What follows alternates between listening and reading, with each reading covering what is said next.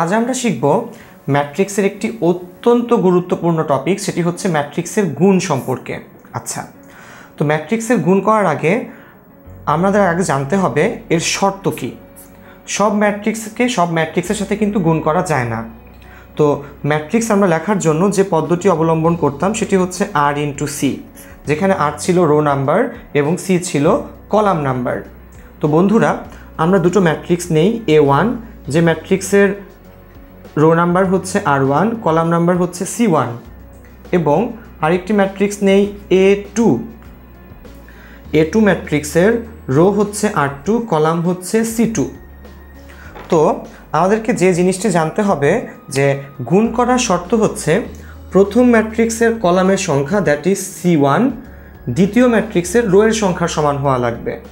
তার মানে আমাদের এই A1 ইন্টু A2 এই অ্যান্সার পাওয়ার শর্ত হচ্ছে প্রথম ম্যাট্রিক্সের কলামের সংখ্যা C1 অবশ্যই দ্বিতীয় ম্যাট্রিক্সের যে রো R2 এর সমান হওয়া লাগবে।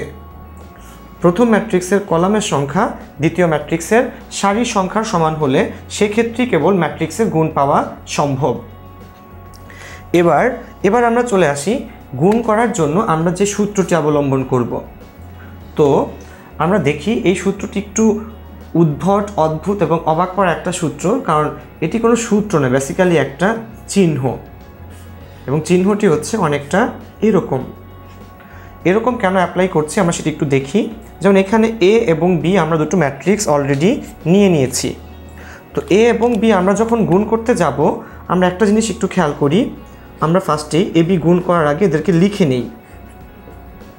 এতে হচ্ছে 4 1 0 -1 এবং বিতে হচ্ছে 5 0 4 এবং 6। আচ্ছা, তো এক্ষেত্রে এই গুণটি পসিবল, কারণ কি এ ম্যাট্রিক্সের যে কলাম, এর কলাম হচ্ছে কয়টি? দুটি, এবং বি ম্যাট্রিক্সের যে রো, বি এর রো হচ্ছে দুটি। তাহলে এ ম্যাট্রিক্সের কলাম বি ম্যাট্রিক্সের রো এর সংখ্যার সমান, সুতরাং এই গুণটি করা সম্ভব। তো গুণ করার জন্য আমরা কিছুক্ষণ আগে একটি সূত্র শিখেছি, যেটি হচ্ছে এরকম চিহ্ন। তো বন্ধুরা, আমরা একটু দেখি কিভাবে কি করে।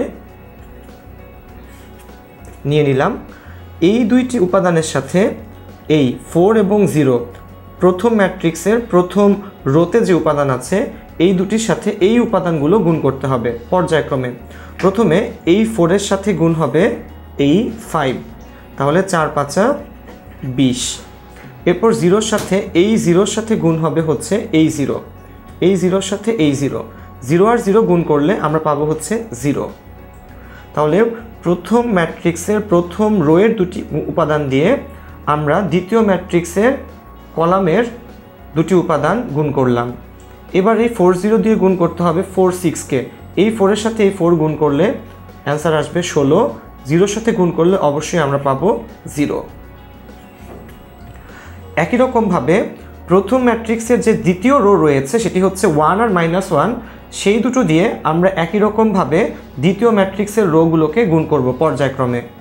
এই 1 দিয়ে এই 5কে গুণ করলে অ্যান্সার আসবে 5, -1 দিয়ে 0কে গুণ করলে আসবে হচ্ছে 0। আবার এই 1 দিয়ে এই 4কে গুণ করলে আসবে হচ্ছে 4, এই -1 দিয়ে 6কে গুণ করলে -6।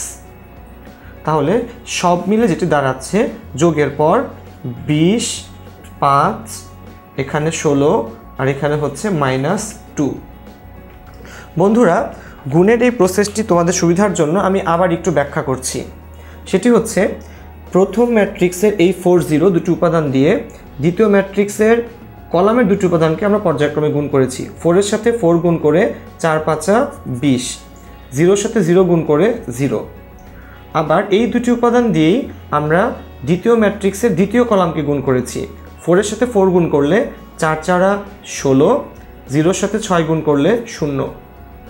একই রকমভাবে প্রথম ম্যাট্রিক্স এর দ্বিতীয় যে উপাদানগুলা, দ্বিতীয় রোয়ের যে উপাদানগুলা 1 আর -1, সেই দুটি দিয়ে দ্বিতীয় ম্যাট্রিক্সের রোয়ের দুটি উপাদানকে আমরা গুণ করেছি। 1 × 5 5, -1 × 0 0। আবার এই 1 দিয়ে পরেরটিকে গুণ করলে, এই 1 আর -1 দিয়ে পরের কলামের উপাদানগুলোকে গুণ করলে 1 × 4 4, -1 × 6 -6, এবং শেষে নর্মাল যোগ বিয়োগ করলেই আমরা ম্যাট্রিক্সের গুণফলটি পেয়ে